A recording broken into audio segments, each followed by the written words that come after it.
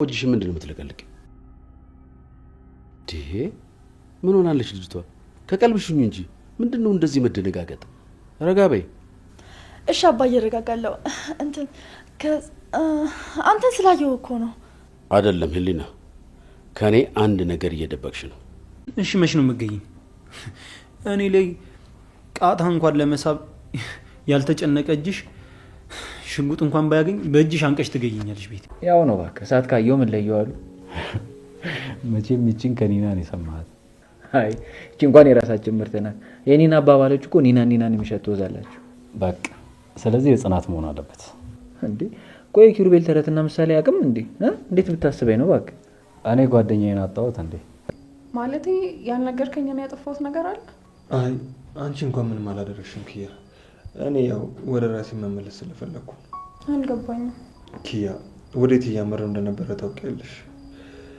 አቅጣጫዬን መቀየር እንዳለብኝ ይሰማኛል። ያን ነገር ደግሞ ለማድረግ ግዴታ ወደ ራሴ መመለስ ይኖርብኛል። ቆይ ጠረጴዛ ውስጥ በመደበቅ ኪያዬ፣ ለሱ እኮ ይቅርታ ጠየቅኩ አይደል እንዴ? ዮሴፍ፣ አንተ እኮ በነዛ መጥፎ ጊዜያቶች ውስጥ አብረኸኝ ነበርክ። ደግሞ ጓደኝነታችንን ማጣት አልፈልግም። እንዴት ምን ችግር አለው? የእህቴ ጓደኛ አይደለ? የጓደኛክ እህት ነኝ ብዬ ተዋወቀዋለሁ። ዋ ደግሞ ናቲ ከሌላ ወንድ ጋር ለመተዋወቅ እንደዚህ መጓጓትሽን በይ ምን እንደሚሰማው አስቢ። ደግሞ ወዲቱ እንዴት ወሰድሽው? እኔ እኮ ዝም ብዬ ለመተዋወቅ አሰብኩኝ እንጂ ሌላ ፍላጎት የለኝም። ይሻልሻል። ጽዬ ግን ምን አይነት ሰው ነሽ? የእውነት እንድጻጸት ልታረጊኝ እኮ ነው። ይልቅ ጽዬ እሱ እንዳይሆንና አንቺ በኪራ ፊት ቤኪ ቤኪ ማለትሽን አቁምሽ። ኪራ እንዴት እንደሚቀና እያወቅሽ ምንም ባቲ ጥሩ ነው እንዴ?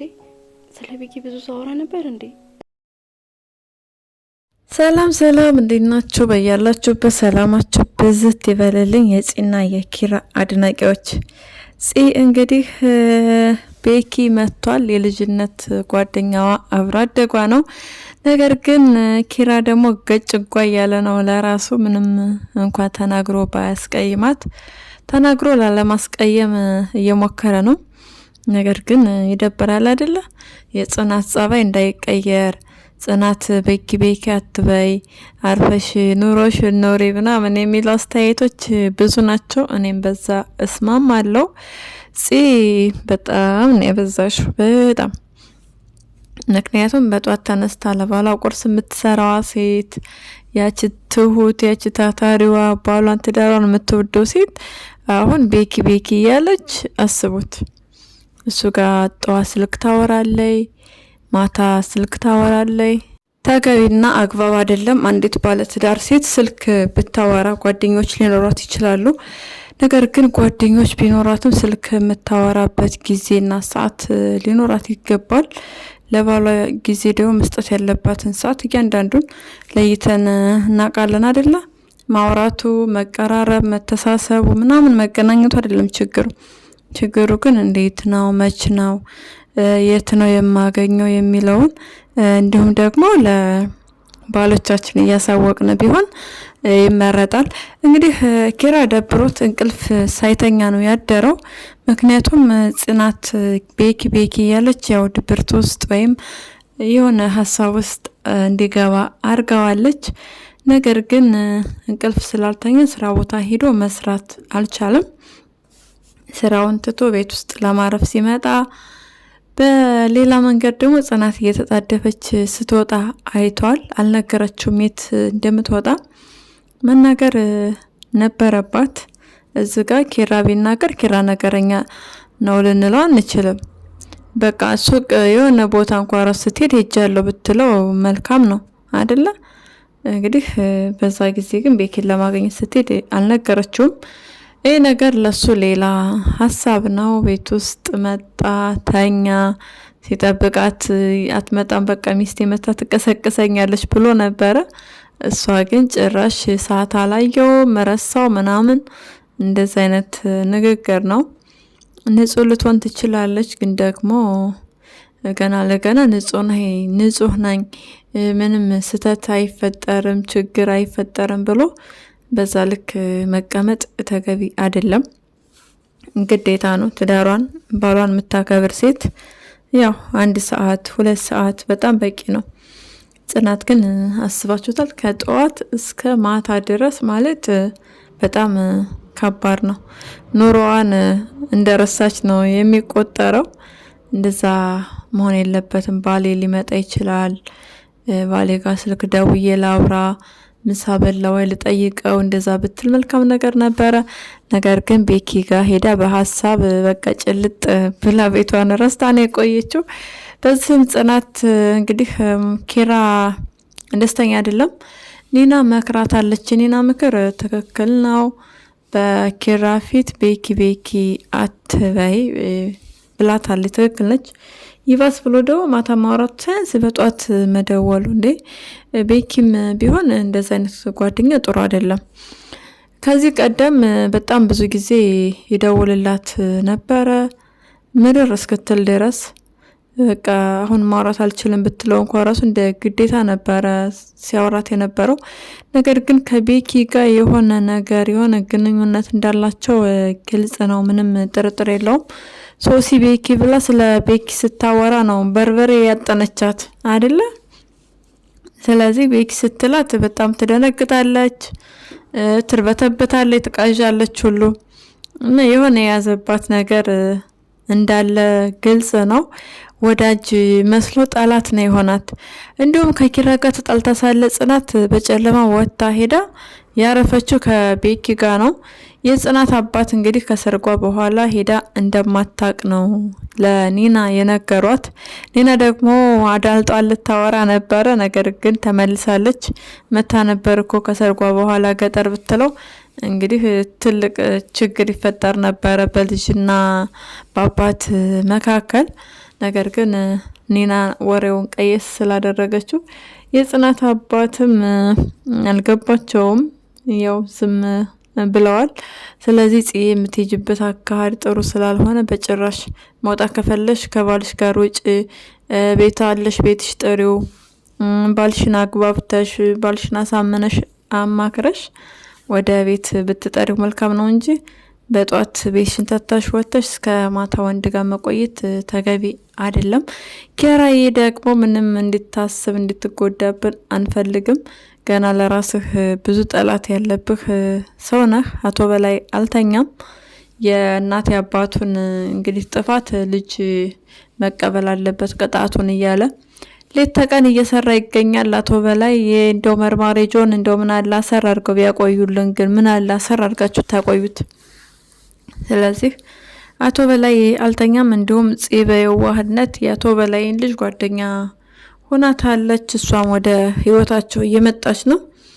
በእርግጠኛነት በቀጣይ ቀጥታ ወደ ጥቃት ነው የምትደርሰው። እንደው ፈጣሪ ረድቷቸው ተንኮልና ሴራዋ እንዲጋለጥ እንደዚሁም ደግሞ እንግዲህ ጽናትና ቢያንስ ህሊና አብረው ቢታዩ ሄኖክ ስለሚያውቅ ሄኖክ ይነግራቸዋል የአቶ በላይ ልጅ እንደሆነች ለጥፋት እንደሆነ የቀረበቻቸው ሹክ ይላቸዋል ብለን ተስፋ እናደርጋለን። ነገር ግን ህሊና ወደ ጽናት ቤት ስትሄድ ወይም ከጽናት ጋር ሆና ብትታይ ሄኖክ ቢያቸው አሪፍ ነው።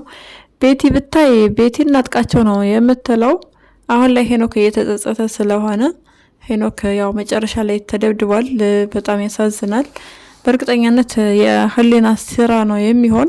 የአቶ በላይ ልጅ አልወደድናትም የብዙዎቻችሁ ሀሳብ ነው። ነገር ግን እናቷን እንዴት እንዳጣች አታቅም። ያለ እናት ነው ያደገችው። ስለ እናቷ ትንሽ የሆነ ነገር ስላንጸባረቀ አቶ በላይ በዛ እንግዲህ ተረብሻለች። እናቴን እነሱ ናቸው ያጠፏት ብላ ነው የምታስበው። ለዛም ነው ለበቀል እየተነሳሳች ያለችው። እንግዲህ ይቅርታ አድርጋ ቂም በቀልን ብትሽር መልካም ነገር ነበረ። ነገር ግን እሷ አሁን ላይ የሆነ አንዳች ነገር ሳታደርግ ወደ ኋላ አትመለስም። የሆነ ክፉ ነገር እንድታደርግ አባቷም አይፈቅድላትም። ምክንያቱም ወንጀል ብትሰራ ትታሰራለች፣ ትያዛለች። ማምለጥ አትችልም። ማምለጥ ስለማትችል ዞሮ ዞሮ ምንም አይነት ጥቃት እንድታደርስ ልጃቸው አይፈልግም አቶ በላይ። እንደነገርኳችሁ ነው። እሷ ጥቃት ካደረሰና ጽናት ላይ ትታሰራለች። የእስር ቤት ህይወት ደግሞ የጨለማ ህይወት ማለት ነው። እሱ የሚፈልገው ሰው በሰው ማጥቃት ነው። አማንን ይጠቀማል። እንደዚሁም ከኋላ ያሉት ብዙ ጅራቶች ስላሉት እነሱን ነው የሚጠቀመው እንጂ ልጁን ወደ ወንጀል ውስጥ እጇ እንድትዘፍቅ አይፈልግም። እንግዲህ ፈጣሪ እንዳጋለጣት ምኞታችን ነው። እና ደግሞ ሊና ምንድን ነው ኒናዬ፣ ይቺ ጽናት ግን አቤት እንደው እንቅልፍ ሳታስተኛ አደረች። እንደው አይደክማትም እንዴ እሷ? አቤት ኒና፣ ኧረ ተይ ግን ተይ፣ ወንድሟ ላይ እንደዚህ ትቀልዳለች። ያው ጽናትና ኪራ ለኒና እንደ እህት እንደ ወንድም ከዛም በላይ ናቸው። ብትቀልድም ችግር የለውም። ግን አንቺስ መቼ ነው ናቲ ጋር የምትሄጂው?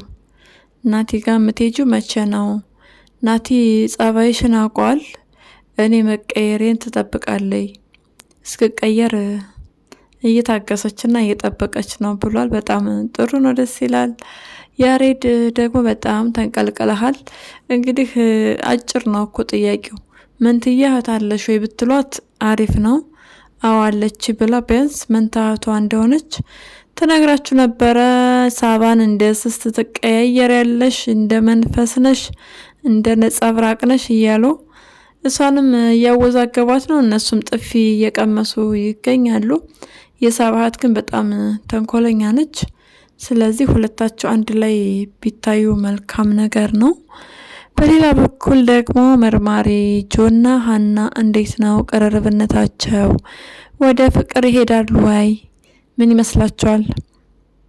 በግድም ቢሆን በቃ መርማሪ ጆ ወደ ፍቅር መግባት አለበት። መርማሪ ጆ ሁል ጊዜ ስራው ሰው መመርመር ምናምን ሳይሆን የፍቅር ሰው ሆኖ ማየትም እንፈልጋለን።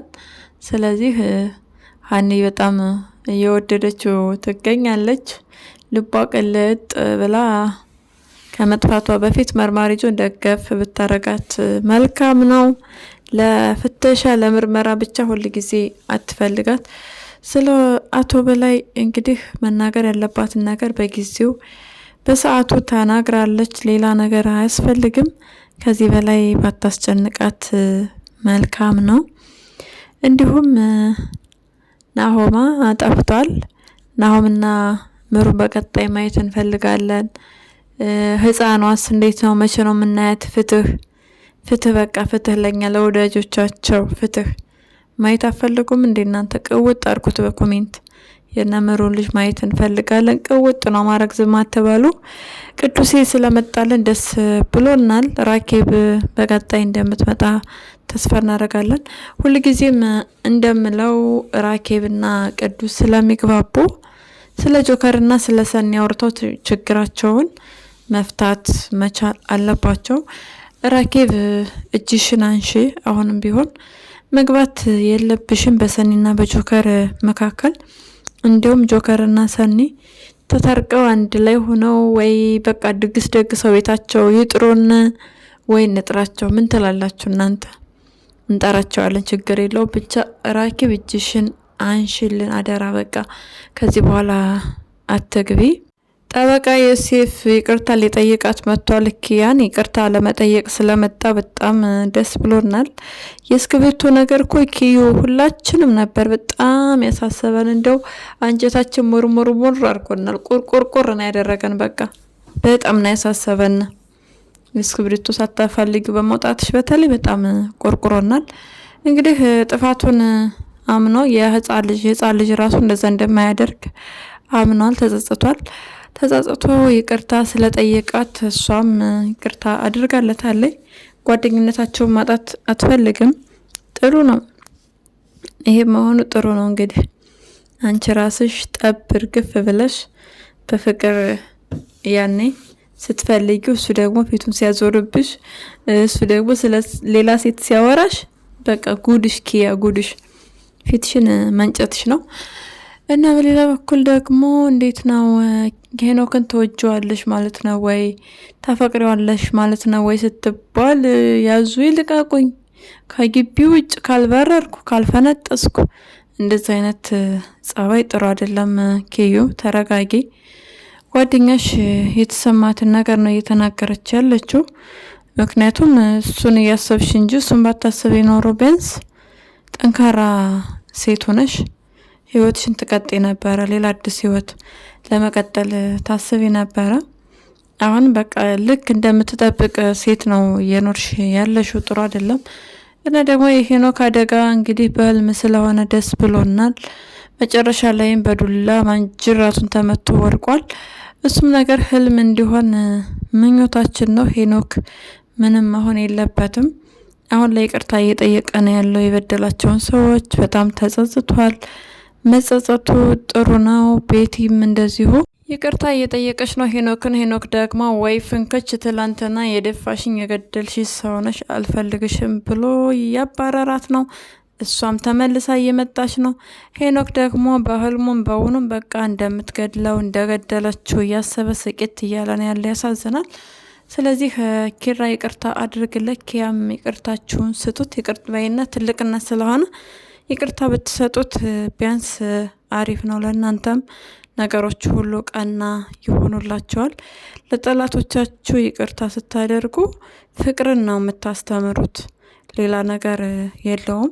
አብራችሁ ትበላላችሁ፣ አብራችሁ ጠጣላችሁ፣ ወይም ጓደኝነታችሁ ይቀጥላል ማለት አይደለም። ግን አንድ ሰው ከተጸጸተ ይቅርታ ይገባዋል።